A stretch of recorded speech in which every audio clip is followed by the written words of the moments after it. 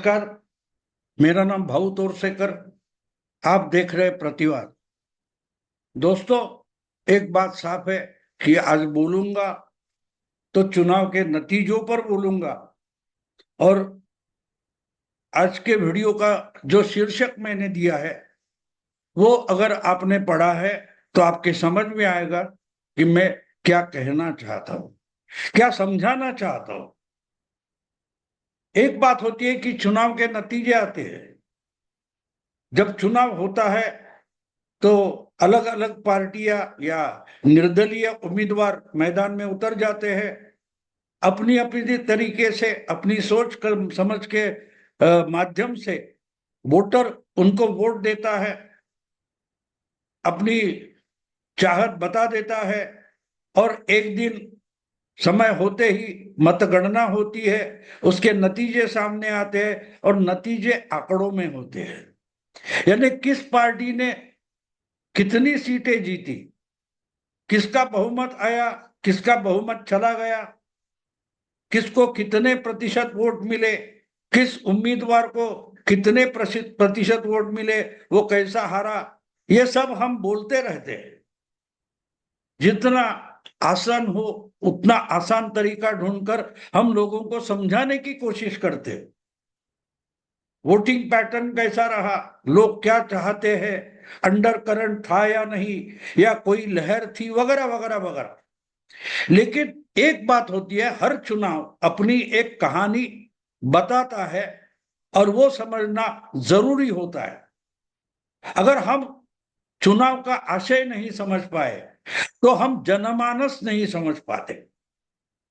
और जनमानस समझना इसलिए जरूरी होता है कि लोकतंत्र सिर्फ आंकड़ों का नहीं होता कि कौन जीते, कितनी सीटें जीते, किसकी सरकार बनी या किसने मिलीजुली सरकार बनाई, चुनाव के पहले से क्या गठबंधन था और क्या गठबंधन चुनाव में हार गया, या कौन सा गठबंधन जीत गया, नतीजों के बाद कौन सा गठबंधन टूट गया या कौन सा गठबंधन नया बन गया।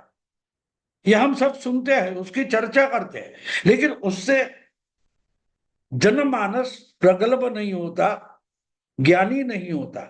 लोकतंत्र तभी विकसित होता है, तगड़ा होता है, शक्तिशाली होता है जब उसका वोटर जानकार हो, उसको समझे कि मैंने वोट दिया था, उसके क्या परिणाम निकले। मेरे जैसे लाखों करोड़ों लोगों ने वोट दिया, उसके परिणाम क्या निकले।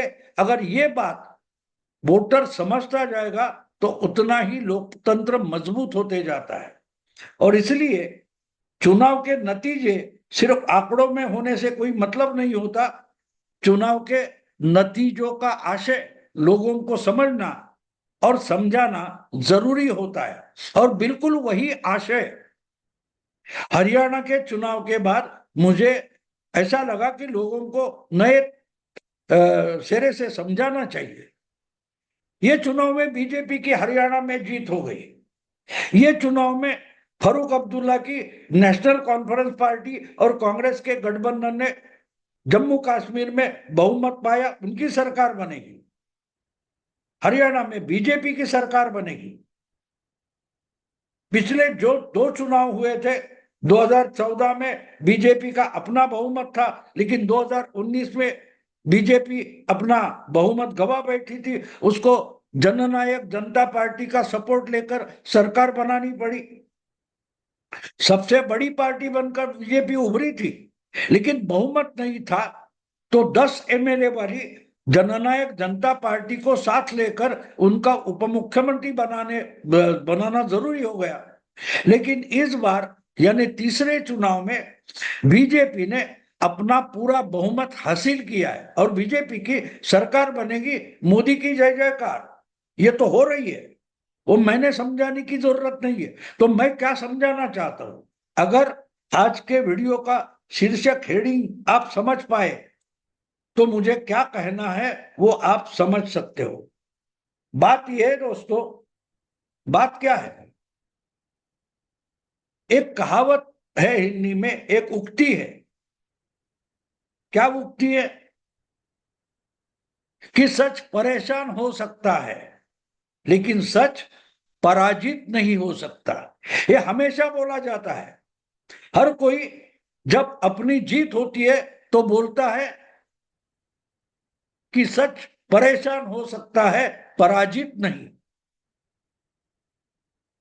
कहावत तो ये है, उक्ति ये है, लेकिन इसी का इस्तेमाल करके मैंने आज का शीर्षक बनाया है और आपके सामने पेश किया है, मोदी परेशान होता है, पराजित नहीं। तो इसका मतलब क्या है? क्या मोदी चुनाव नहीं हारते? बिल्कुल हारते हैं। खुद अगर व्यक्तिगत तौर पर हम देखें तो मोदी जी जब से चुनाव लड़ रहे हैं, उन्होंने गुजरात हो या वाराणसी हो, जितने चुनाव लोकसभा के लड़े, विधानसभा के लड़े, एक बार भी नहीं हारे। वैसे तो गुजरात के मुख्यमंत्री पहले बने और बाद में विधायक पद का चुनाव लड़ा और जीत गए। तब से लेकर आज तक मोदी जी बार बार चुनाव लड़ रहे हैं, विधानसभा का चुनाव लड़ रहे, लोकसभा का चुनाव लड़ रहे, लेकिन हमेशा जीतते आए। तो मतलब क्या होता है? हाँ, चुनाव के लिए अगर चुनाव का सामना करना पड़े तो मोदी परेशान जरूर होते हैं, लेकिन हारते नहीं, पराजित नहीं होते। आज तक ऐसा एक भी चुनाव नहीं है कि व्यक्तिगत तौर पर मोदी जी कोई चुनाव हारे हैं। एक बार हमारे महाराष्ट्र के दिग्गज नेता, बड़े नेता शरद पवार जी बोले थे कि मैंने 14 चुनाव, 16 चुनाव लड़े हैं, लेकिन एक भी चुनाव हारा नहीं है। और सच भी है। 1967 से लेकर आज की तारीख तक 6 दशकों से शरद पवार अलग अलग चुनाव लड़ रहे हैं, लेकिन एक भी चुनाव वो हारे नहीं। वो राज्यसभा का हो, वो लोकसभा का हो, वो विधानसभा का हो या विधान परिषद का हो, शरद पवार कभी चुनाव नहीं हारे। हाँ, उनकी पार्टी हारी या जीती वो बात अलग है, लेकिन शरद पवार कभी कोई चुनाव व्यक्तिगत तौर पर नहीं हारे। और बिल्कुल वही बात हम मोदी जी के बारे में कह सकते हैं कि मोदी जी व्यक्तिगत तौर पर कभी चुनाव नहीं हारे। लेकिन और एक बात समझना जरूरी है, जब 2001 में मोदी जी डायरेक्टली गुजरात के मुख्यमंत्री बनाए गए, तब तक उन्होंने कभी चुनाव लड़ा नहीं था। ना जिला परिषद का चुनाव लड़ा था, ना कॉरपोरेशन का चुनाव लड़ा था, ना विधानसभा या लोकसभा। जो इच्छुक थे उनको शरद मोदी जी टिकट का बंटवारा करते थे, लेकिन खुद उन्होंने कभी पार्टी की तरफ से उम्मीदवार बनने की कोशिश की, ना पार्टी के पास कभी टिकट मांगा। वो संगठन का काम करते रहे। और एक दिन उनकी पार्टी को, संगठन को लगा कि गुजरात में पार्टी मुश्किल में है, तो अगर यहां से निकलना है तो मोदी ही बीजेपी को इस संकट से निकाल सकते हैं। और इसलिए मोदी जी को चुनाव में नहीं तो डायरेक्टली मुख्यमंत्री पद पर लाया गया। और बाद में 6 महीने में उनको पहला चुनाव लड़ना पड़ा। वो एक ही चुनाव ऐसा है कि जब मोदी जी अपने व्यक्तिगत तौर से उम्मीदवार थे और व्यक्तिगत तरीके से चुनाव उन्होंने लड़ा। बाकी सब के सब चुनाव 2002, 2007, 2012, उसके बाद 2014 का लोकसभा, 2019 का लोकसभा और 2024 का लोकसभा चुनाव मोदी जी पार्टी के लिए लड़ते रहे, पार्टी के सेनापति बनकर लड़ते रहे। हाँ, पार्टी की कभी कभी हार हुई होगी, लेकिन मोदी की व्यक्तिगत हार नहीं हुई। और जितने चुनाव मोदी जी लड़े, वो अपने लिए लड़े हो या पार्टी के लिए लड़े हो, सेनापति बनकर लड़े हो, मोदी जी ने ज्यादा से ज्यादा चुनाव जीत लिए।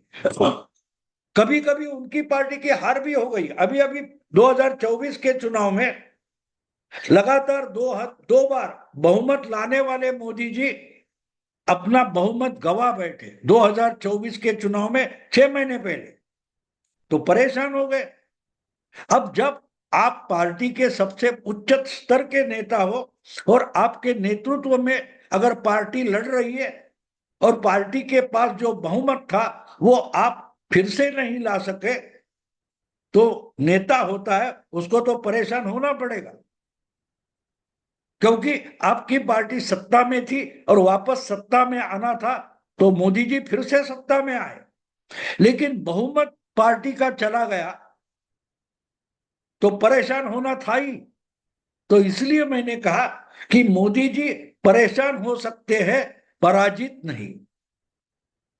और इसी बात का अगर हमको सबूत चाहिए तो हम आज के हरियाणा चुनाव की तरफ देख सकते हैं। हाँ, 2024 के लोकसभा चुनाव ने मोदी जी को बहुत परेशान किया, क्योंकि उनकी अपेक्षा थी, उनकी पार्टी की अपेक्षा थी, उनके समर्थकों की अपेक्षा थी कि 2019 से और बड़ा बहुमत उनकी पार्टी बीजेपी और उनका जो अलायंस है वो लाने वाला है। एनडीए अलायंस 400 से पार चला जाएगा, ये अपेक्षा थी, लेकिन हुआ नहीं। 292 पर एनडीए अटक गई और बीजेपी 240 तक आकर रुक गई। तो परेशान होना तो था, क्योंकि चर्चा शुरू हो गई, मोदी की हार हो गई। राहुल गांधी तो पिछले 6 महीने से चिल्ला चिल्ला कर बोल रहे थे, हमने मोदी का मुखौटा फाड़ दिया, मोदी का अहंकार तोड़ दिया। क्या क्या बोल रहे थे राहुल गांधी। तो इससे मोदी जी परेशान होना बिल्कुल लाजमी था। और वो भी आखिर कितने भी बड़े नेता हो, कितने भी संन्यास्त वृत्ति के नेता हो, लेकिन मोदी जी भी एक इंसान है। एक माँ की कोख से उनका जन्म हुआ है, तो वो तो इंसान है।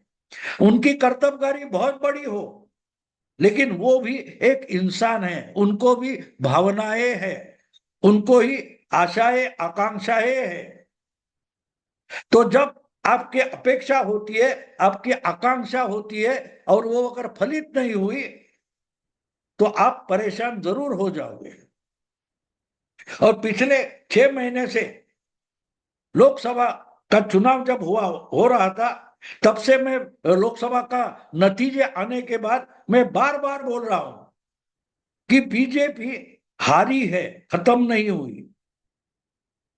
बीजेपी का बहुमत चला गया, लेकिन बीजेपी हारी नहीं। मैंने तो यहां तक कहा कि फेक नैरेटिव के कारण बीजेपी हार गई, ऐसा कहा जाता है, लेकिन असलियत यह है कि बीजेपी हार गई, यही तो फेक नैरेटिव है। और जो मैं पिछले 6 महीने से बोल रहा हूं, 4 महीने से बोल रहा हूं, वो आखिर में हरियाणा में सच साबित हुआ। क्योंकि 10 साल के बाद तीसरे चुनाव में बड़ा भारी अच्छा बहुमत लाकर बीजेपी ने एक चमत्कार कर दिया, इतिहास बना दिया। हरियाणा की स्थापना के बाद आज तक कोई भी पार्टी या कोई भी सरकार लगातार तीसरी बार चुनकर नहीं आई है। अगर एक पार्टी जीतती है, एक बार 2 बार जीती है, तो तीसरी बार उसकी हार हुई है। फिर वो भजनलाल हो, हुड्डा हो, बंसीलाल हो, चौटाला हो, जो भी कोई होगा, देवीलाल हो, उनकी 1 बार 2 बार जीत हो गई, लेकिन लगातार तीसरी बार किसी भी पार्टी को हरियाणा में सरकार बनाने का मौका वहां की जनता ने नहीं दिया है। और वही मौका अगर मोदी जी के नेतृत्व में बीजेपी को मिलता है, तो उसका आशय समझना जरूरी होता है। सबने मान लिया था, खुद बीजेपी के बड़े बड़े नेता मान चुके थे कि बीजेपी हार जाएगी, हरियाणा हार जाएगी। लोकसभा चुनाव के नतीजे आने के बाद बीजेपी के लिए एक बात साफ हो गई है कि बीजेपी का बुरा काल शुरू हो गया है।